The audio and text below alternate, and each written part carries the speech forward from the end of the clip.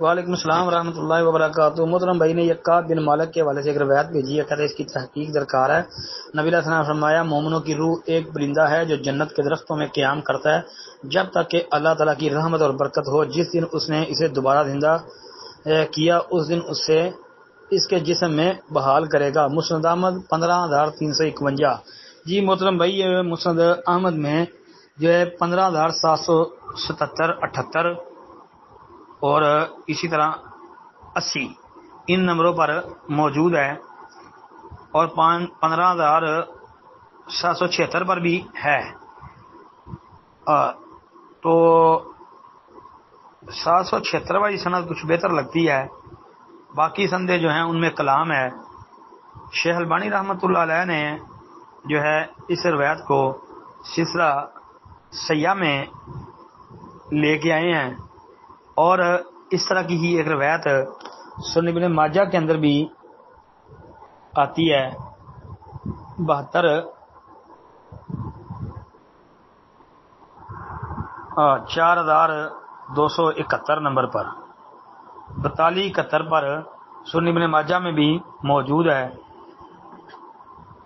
لیکن ان کی جو سندیں ہیں ان کی صحت پر دل مطمئن نہیں ہوا، لیکن مزید تحقیق انشاءاللہ اس پر میں کر رہا ہوں اور مزید انشاءاللہ کروں گا بھی، پھر ہی کوئی اپنی تحقیق ذاتی پیش کروں گا۔ البتہ شیخ زبیر علی رحمۃ اللہ علیہ اور شیخ البانی رحمۃ اللہ علیہ ان دونوں کے نزدیک یہ روایت ثابت ہے۔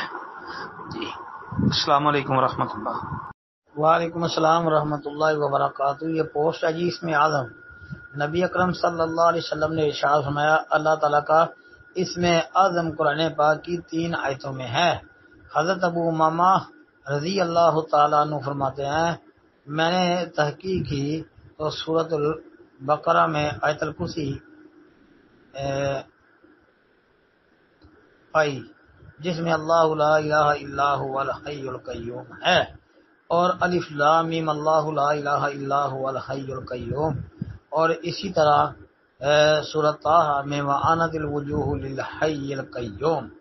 جی مگر یہ اس میں اعظم ہے، ایک تو آیت الکرسی میں، ایک سورہ آل عمران کی آیہ مبارکہ، اور تیسرے نمبر پہ سورۃ طٰہٰ 16ویں پارے میں۔